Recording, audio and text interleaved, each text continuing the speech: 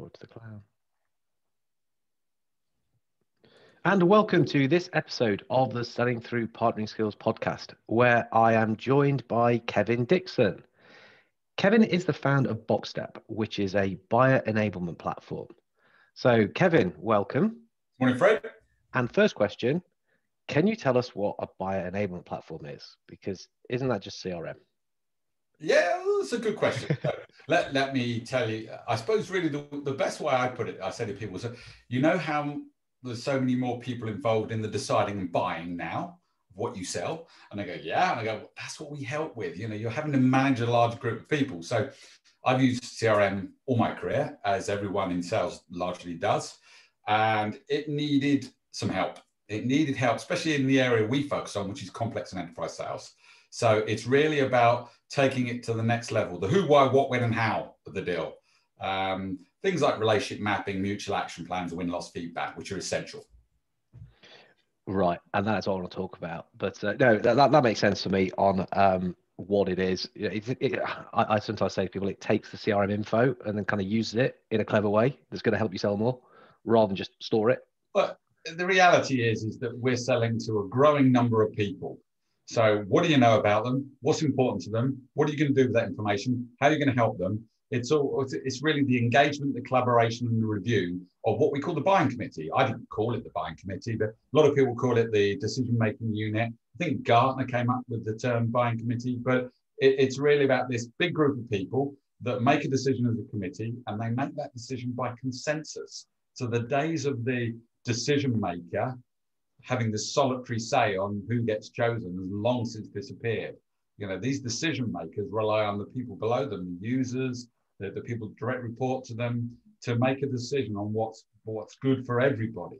So it's really about managing that complexity is our angle. Yeah, no, I'm fully on board with that. I mean, you know, I'm a fan of BoxStep anyway, and I kind of use it in my own training anyway. So, and what I say is, when you start using the decision maker as language, it's dangerous. There's all these influences, and yeah, BoxStep helps people to get their head around that. Decision maker is now a historical creature that has disappeared. They're very rare. I mean, they still exist. Don't get me wrong. Somebody ultimately still has to say, right, I've made a decision, and this is what I'm going to do. But a lot of the time, they've not even been involved in the process. They're getting the feedback from the rest of the people who've done the deciding and buying, and then they're just putting their name and rubber stamping it. So decision makers are different to what they used to be. They've disappeared. If you spot one, if one's spotted in the wild, let us know. You know, yeah, next to a dodo. But it's the mutual action plan element of it that I really wanted to focus on today. I know you've got lots of opinions on lots of things, but certainly around this and it being very much part and parcel of what a modern seller should be using. So from your opinion, what is a mutual action plan? Let's just start at the very beginning. It's a tool you can use to help people in the deciding and buying. That's the simplest way of doing it. And you think, well, what the hell is he on about? Think about it now. Buying has become more difficult. Everybody is inundated with a high quantity of high quality collateral from all the vendors. And the more people involved, the more difficult it is to make a decision. So everybody hears now that salespeople have got to help their customers, not sell to them. And yeah, and that's a big sweeping statement, but the principle was right. You know, these people have trouble making a decision. Buying is more difficult than selling. So the salespeople can be proactive, and they can actually start saying, well, what can I do based on what I know, my experience of working with customers like you on similar projects? How can I help you navigate the complexity of buying? And that's what the mutual action plan is. It's a means of doing that. Now, you're probably aware of the history of all of this, but originally, as seller-centric people, it was the closed plan. That's what it started out with. Yeah. Which this is really about what can we use, what sort of document can we use to help us close this deal? And over time, the distribution has become a little bit fairer, where it becomes the joint close plan, the joint collaboration plan, the joint success plan, the mutual success plan, the mutual action plan. But largely the goal has been driven by salespeople to help them get a deal faster. It's changed slightly now, and if you go about a mutual action plan as a salesperson thinking about yourself, the buyers will sniff that out, and it was doomed to failure.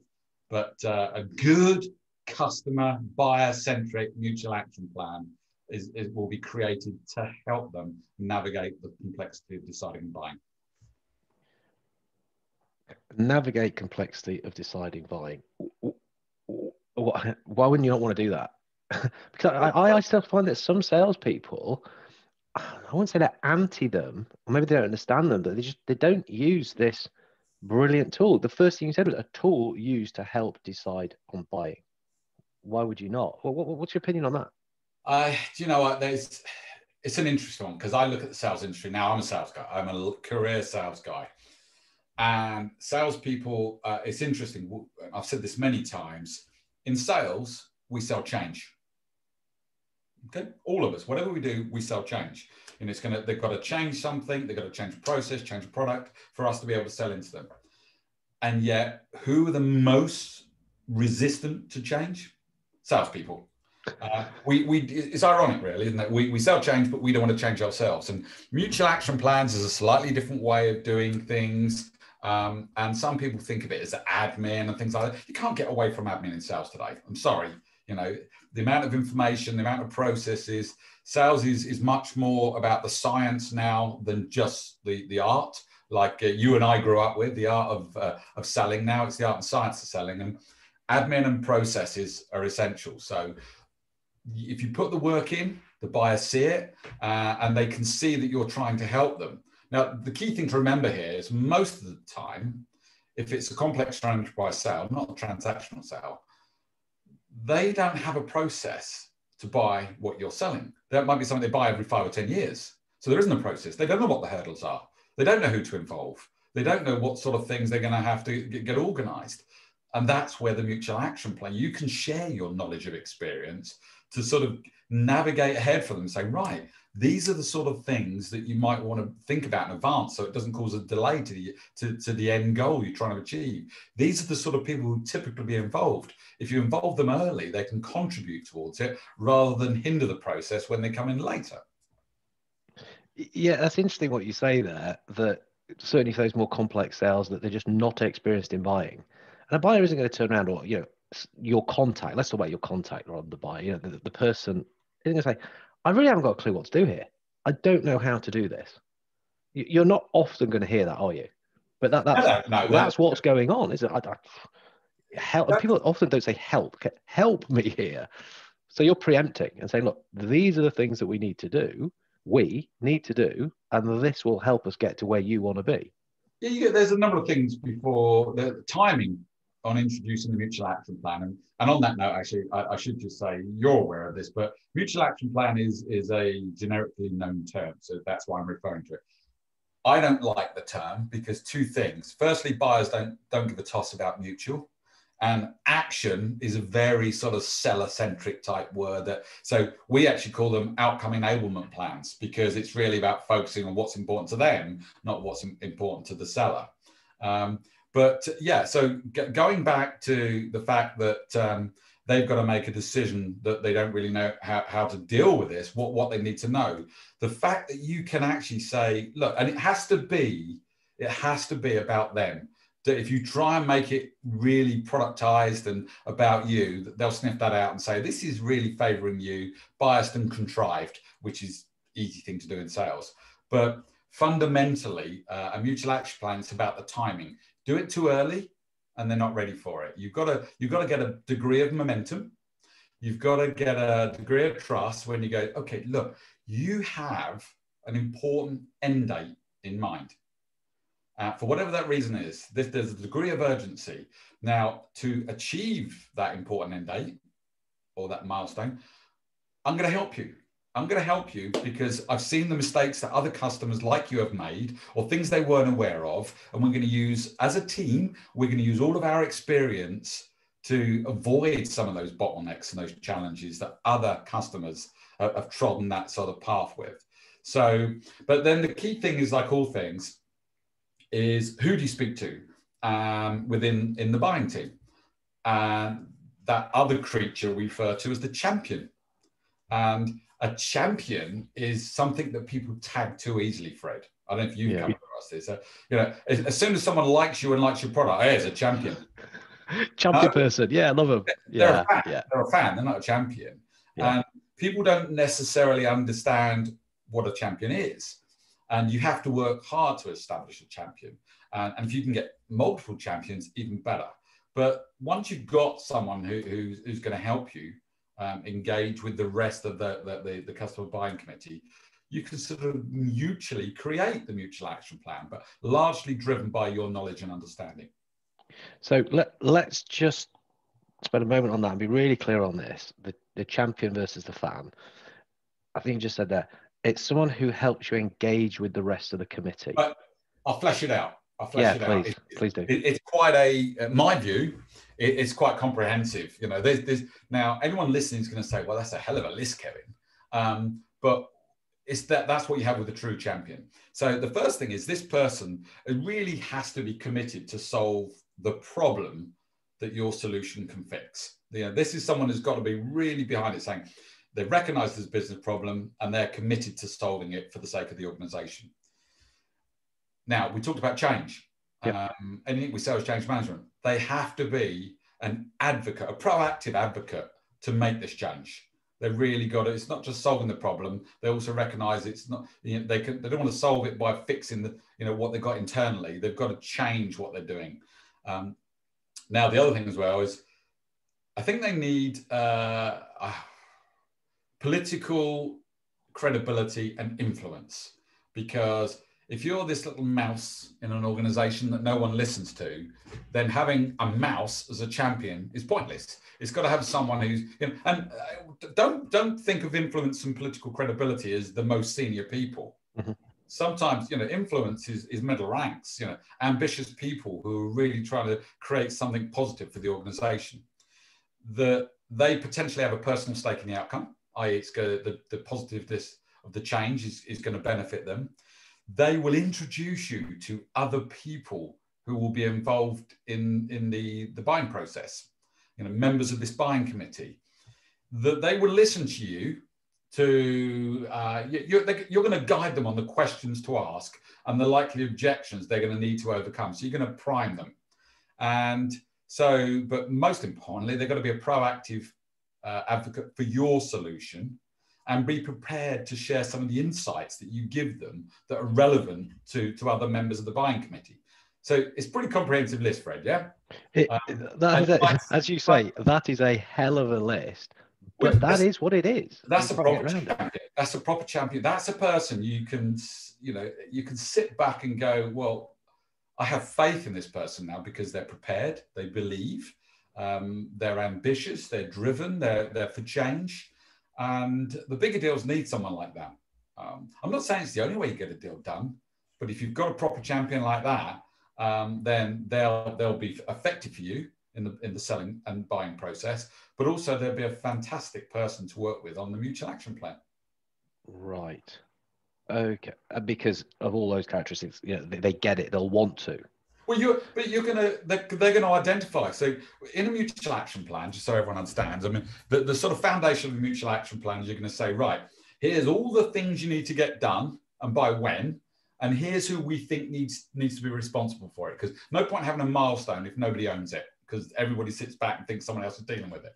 So identifying the name of the person or the job title that might be a typical job title of someone who might be responsible for that milestone is something that they can help you with if your research hasn't enabled you to understand that already. So let's just slow this one down. So foundations are what we need to get done, by when, by who. Yeah. So we identify the job title, but then we're going to put, if we can, and this is where they help because they should understand their organization better. Yeah, I mean, the actual person. Yeah. Job title is really something you've sort of derived from previous projects you've done. So, okay, typically that might be the CIO or whatever it might be, the specific role. If you know the name of the person, you can stick them in there, as long as they're part of this buying committee and they're going to be, a willing recipient of the mutual action plan. Because remember, the mutual action plan is a shared document or a shared online experience that is a combination of the selling team and the buying team collaborating together. So whoever you assign that milestone to has to be someone that's going to be a recipient of the mutual action plan, is going to be willing to work on that process.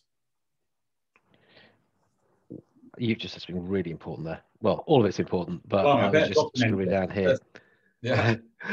No, I want to catch it. So a shared document or online experience of the buying and selling teams collaborating together. Yep. Well, I don't want to pull that apart. So we shared. Okay, we get that bit. Online experience. Can you talk me a little bit through that? Well, yeah. And don't spare the horses. I know you've got a vested interest in this, but this is why I want to talk to you about it.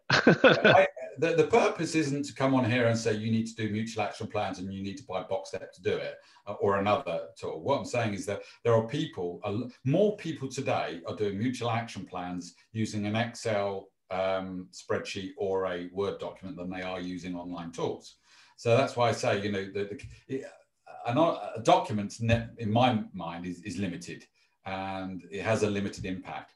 Some of the tools you can get, like a BoxStep, we're not a mutual action plan platform. Mutual action plan is one capability within BoxStep. It's the middle part, the collaboration. So it's really about saying that people can click on the link and at any point see everything about the mutual action plan. By the way, we go way beyond milestones. Milestones is not just the only part of it, but that's for another thing. So really it's about doing it online, and everybody wants to work more on online tools nowadays than they do on saying shared documents or Google Docs or whatever it might be. Fine, they're useful, but they're limited. So, and I guess what really got me about the experience bit, the better the experience, the more likely people will want to get involved in it. They will contribute, they will collaborate. The thing snowballs and starts to do the job that's intended to, because it's easy, fun, effective, all those bits.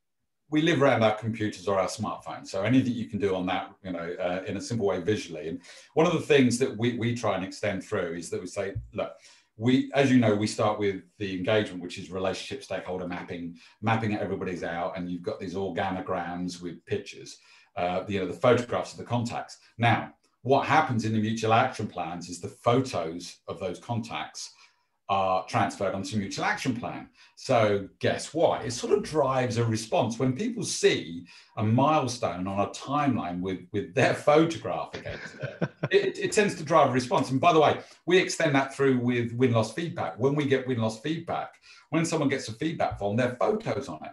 And the reason that we do that is it drives up the response rate significantly. If people see something personalized or specific about them, they're far more engaged with it. They're far more likely to use it or respond to it. That is so cool. That is so cool.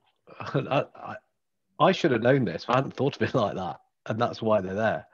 Yeah. And it's easy to add a photograph. It's a cut and paste thing from a LinkedIn profile or anywhere on the web. But just seeing your photo against a milestone or on the mutual action plan or on the win-loss feedback request, it feels you're far more engaged. Yeah. That straight away, you go, okay, I'm more inclined to do it. It drives a behavioral response. And the others in the team, because then it is people. And actually, I know you and I sometimes rail against the people buy from people bit, because they hide behind it. But there is that relationship element, and they are actual human beings that are doing this. Yes, we're using software. Yes, it's all lots of funky stuff to make it easier. But there are guys and girls doing jobs like us that are involved in this stuff, and it does humanize it to a degree, doesn't it? The whole human emotional reaction comes through as well, because milestones. What tends to happen with milestones? Like anything we do in tasks and objectives, they go past the date that we're supposed to do them by, and then we're constantly chasing our tail. So in the mutual action plan, when there is a milestone against a person and the date has gone past and hasn't been completed, guess what? There's a big red ring around that person's photo. And once again, nobody wants to see red, which is the danger sign, around them and associated with them, because everyone else can see it. So it is just really about, and it's not manipulating people. The whole thing is, if there's an important deadline to achieve, then everybody's got to play their part. And the more you can drive that response and behavior through little prompts, emotional responsibility for a milestone completion, then surely that's good for everybody. It is, and I know you say manipulation, and actually we are driving the response. Nobody's on there because they don't want to achieve the outcomes. And, I did, it wasn't lost on me that you now talk about these as being outcome OEPs, outcome enablement plans. Everyone on there OEPs, would want. You can't call them OAPs. OAPs.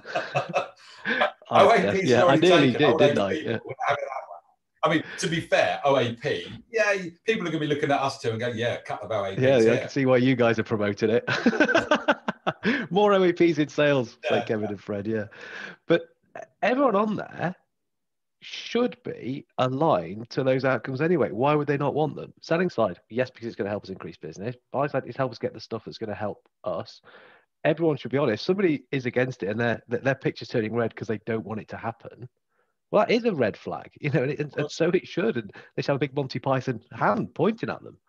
Yeah. Actually, I've shown my age again. One of the things I sort of say is a mutual action plan. When I said it goes beyond just milestones and that, which is fine, that the basics. But one of the most important things in there, you have front and center, you have to have what is the outcome that the mutual action plan is trying to drive, so everybody can see it. Everybody go, right, the reason we're doing this is because we're trying to drive this outcome by this date.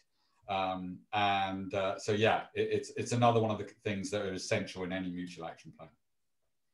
Well, just while we're on that then, so what other elements are essential? So we've got the outcome. This is the whole point of what we're doing it. We've got stakeholders mapped. We've got the tasks or jobs to be done, if you like. What else? What are the key components are that I always, in there? If you're using a manual process, having the list of who's involved from both the sellers team and the buyers team, so everybody can see who's involved in collaboration. Now, we obviously do that digitally and everyone can see both the buyer and seller team. But it becomes more difficult when you're using a document to do some of the more sort of fancy capabilities that we've added into our mutual action plans. And one of the things is it's sort of driven by Gartner's fantastic buyer enablement research. And goes back to what I said about content. Everybody's inundated with this high quantity of high quality information, and the decision process becomes quite difficult because they can't work out what's real, what's relevant. They've got all these vendors bombarding them with huge amounts of impressive information, whereas in reality, going back to all these milestones, they're focused at the job or task at hand, and they want help with that job or task at hand. They don't want to sift through mountains of content to try and find information that might help them. So we have something called insights mapping. And what insight mapping is it basically maps relevant insights to the milestone that the person who's responsible for that milestone can instantly click on to get access to. Now, this is not an opportunity just to stuff your collateral in a different way back to them. The whole idea is a true mutual action plan, helping them with buying experience. It means a lot of the time the content is agnostic to your organization. It could be a white paper, research information, anything that might help them with that process, because sometimes the impact of you generally helping them can be more powerful than the impact of you trying to push your product towards them in a variety of subtle or unsubtle ways. People, every time, if we go into a shop as consumers, if we all get fed up when a person comes up to us and can I help sir, or whatever it might be, and you're like, no, just looking, thanks, because we think they're immediately going into sales mode. But a lot of the time, we do want advice, we do want help, and if the help we got from that sales assistant was one of, okay, it's agnostic from selling a product, it's just genuinely going to try and help us as a buyer, even if it means that what they want to buy we're not necessarily fit for, So, but we warm to those sort of experiences, those sort of companies that give us that. And that's what the mutual action plan and the insights we map onto those milestones need to be. I mean, I'm not saying put the competitors' collateral there, that would be stupid. But what I am saying is, just anything. Sometimes there's, some of the insights I clip onto mutual action plan could be from sales experts who have written blogs about certain things like forecasting or whatever it might be. So look, this is a fantastic piece of content, which I think you'll find useful, and I've made it available for you to access in a very easy way against the milestone that you're responsible for. Again, really cool. We know insights is where the action's at, and what an elegant way of delivering it. They're timely, or in what we say now, asynchronous way. It's like, I'm going to come and tell you this stuff. I'm not ready. I don't need it. I've got other things. Oh, I need to do this. Click, bang. Oh, that's useful. That's interesting.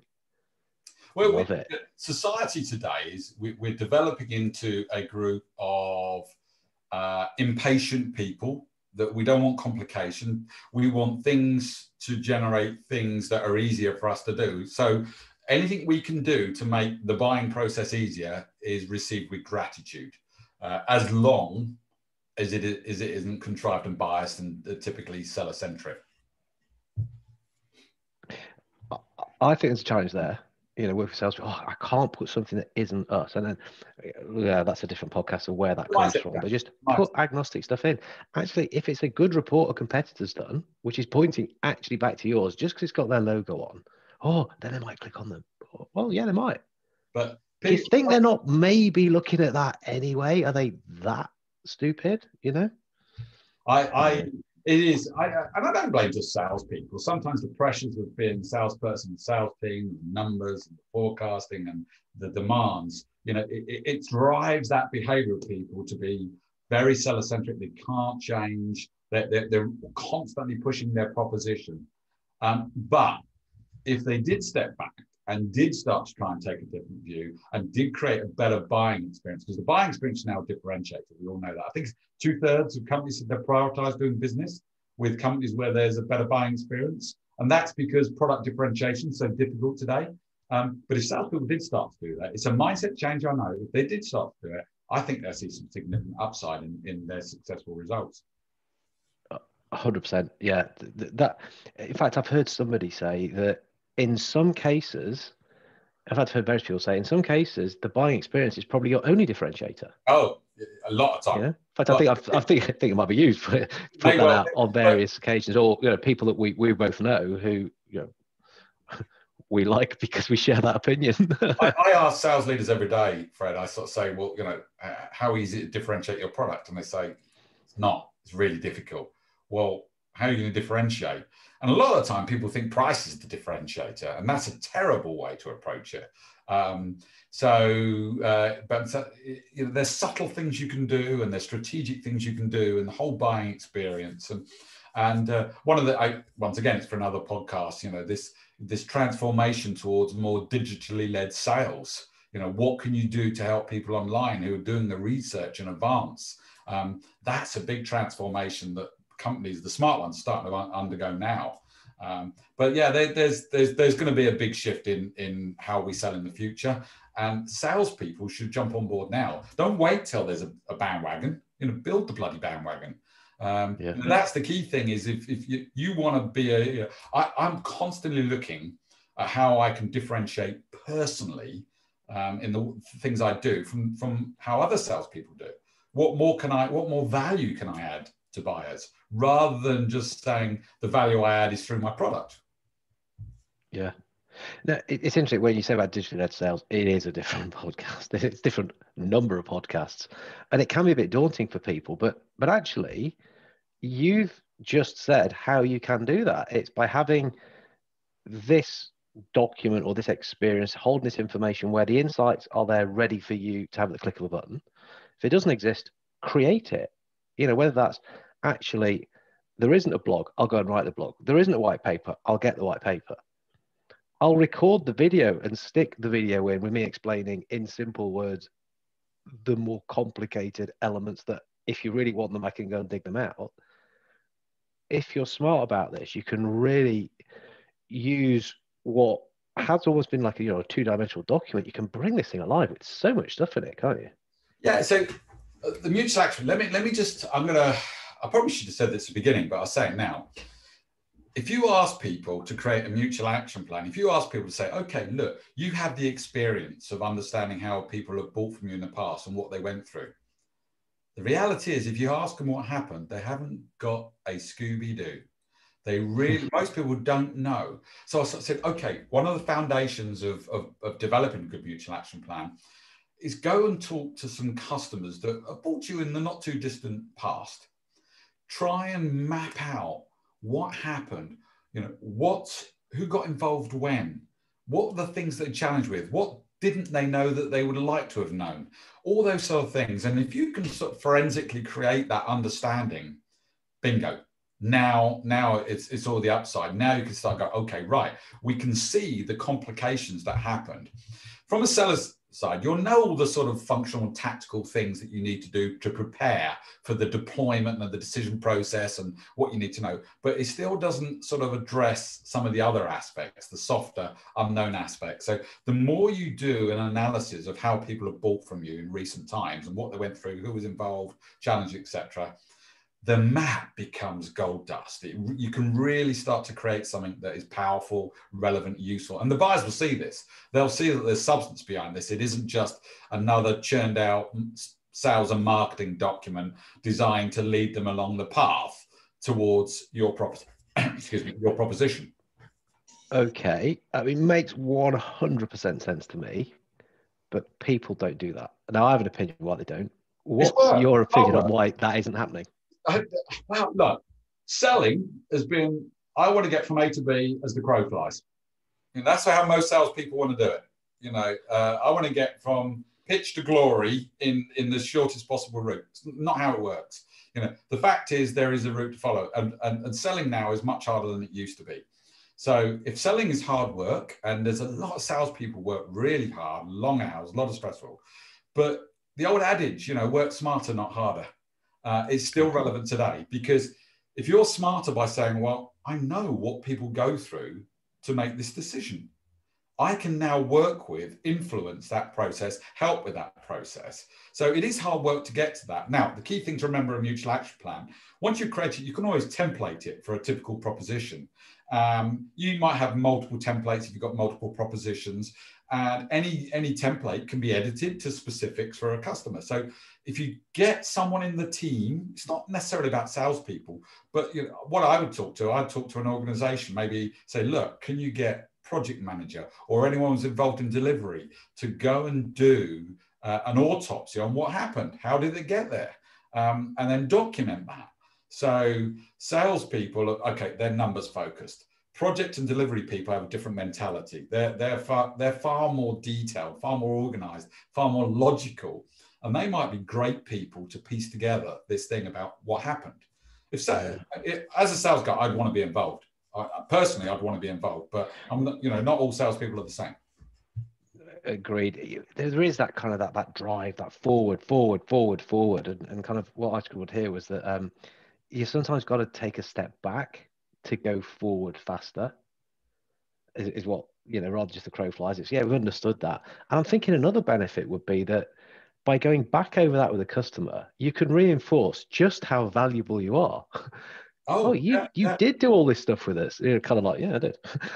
Right. So the next project, the next time when we're looking to renew, when there might be a change, you're under pressure and competitor, it's like, no, but they did do all that stuff with us because you've reminded them whilst creating yourself better collateral. But the mutual action plan, the box step branded outcome enablement plan, one of the things, it's not just about the buying. There's another really, really useful area that you can use it in. And I've grown up over my extensive long career where there was this salesperson wins a deal, then the handover to the organization is always a tragedy. It's all because sometimes it's a different sales team that take over. I think nowadays it's called the customer success team. But we used to have the traditional, the hunters and the farmers. You hunt it, and then you give it to someone to farm and manage, and the handover was always awful. So you bring a new customer on board. A good mutual action plan could also be used to onboard them.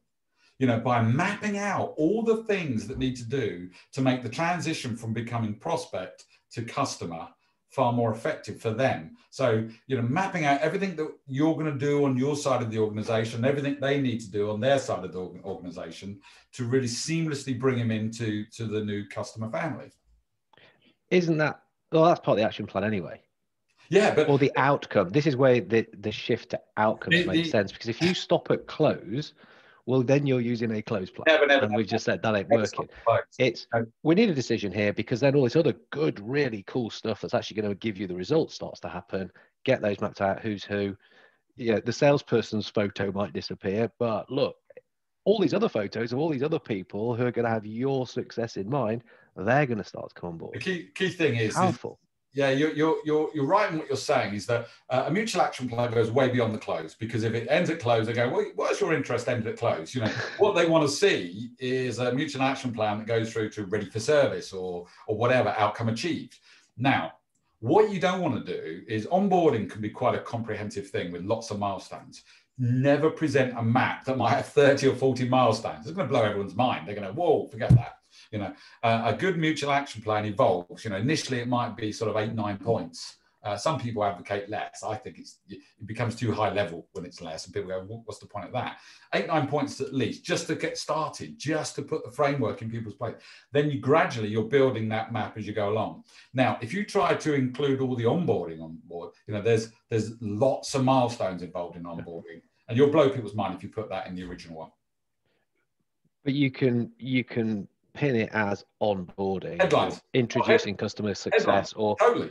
something that's saying we're not just going to cut and run. Totally. Yeah, got your order number, cheers. You get the order, and then you've got a bunch of other things that, and as I say, initially high level, but they show that you're thinking beyond that, because you can what you have under each milestone is you can have a bunch of sort of sub milestones. So you've got the headline one, but then there's a lot of smaller ones, which sort of give you the granularity of detail that make people think, no, these people know what they're doing. So cool. Right, I do have an eye on the clock. we could go on about this for a long time. That's why I'm trying to be reasonably disciplined. Yeah, we go on the hair growing on our heads and needing to have a quick buff down, do we, Fred? That's it. I don't want to see the difference, but maybe it's a bit of 5 o'clock shadow, but that's it, any other kind of any other kind of sort of tips? I don't really like tips, but you know what I mean. Kind of the sort of there's a couple of things to be aware of while you're doing this, just so that people can the timing take it on board and use the damn things, because they work. Timing of the map is always one of those things that people get challenged with. Is how and when do you introduce it? And you've got to, like you say, you find the buyer, or you find someone who you've got a good you're building trust, you've got a momentum, and so you don't want it too late, you don't want to do it too early. When you first meet, when you're doing that sort of early engagement, last thing you want to do is be introducing that, not unless it's a pressurized opportunity where there's a really short process. But generally, I say to people, work out how you're going to position this to their benefit. Well, one of the ways I was just saying, look, you guys have got to do a lot of things in a short space of time. A lot of things could go wrong. This is the sort of thing we've done for companies like you time and time again. How would you feel if we mapped out some of the stuff to help you get to where you need to get to? Positioning it like that with the right people is because that's the key thing. You want a map to be embraced and used. So that means the positioning is really important. So position it well, position it at the right time, not too early, not too late. There's no point trying to do it as a recovery process when someone else has stolen the march on you.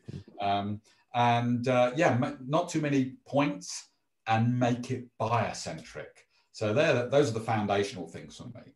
But just to add one thing, some of the biggest companies in the world now are insisting that their sales teams use mutual action plans, because they've seen the results, the positive results in terms of deal velocity and deal wins significantly impacted by use of the mutual action plan. Deal velocity and deal wins go up. I mean, that seems What's like not a right? pretty good point to end on. You know, probably put that into the start. We're going to talk about something that's going to help your deal velocity and wins go up. All right, okay. You might want to listen for the next No 3 brainer. minutes. Kevin, how do people get in touch with you if they want to learn a little bit more? Usual one, really, I suppose, is the LinkedIn. I'm a big fan of using LinkedIn and connecting. So it's Kevin Dixon Boxstep. There's a bunch of Kevin Dixons, it turns out. I'm the old ball one that works for Boxstep. Or email me, kevin@boxstep.com. And a lot of the time is, it's not always just about buying from us. Sometimes people want to partner with us. Sometimes people just want to chew the fat. I have a booking slot available where I just say, look, I'll talk anything sales with you. If I think I can share some knowledge about complex and enterprise sales, I'm happy to do that. But LinkedIn is always good stuff. Yeah, no, and I know you're incredibly generous with information on LinkedIn and your time. Yeah, chat about stuff. You are a proper sales guy that likes talking about sales. No doubt about that. And look, that will have You could shone have through. said, you are a proper sales guy, likes to talk. Full stop. And that would have had the same. Likes to talk. Proper sales guy likes talking. Yeah. No, because you listen, mate. I know you do. So, cool. That is so kind of you to share that stuff. And look, I'm sure there are a couple of things I've noted here that we probably do need to pick up at a later date and just riff on those a little bit more. But thank you for your time just now. Loved it, Fred. Always good to chat, mate.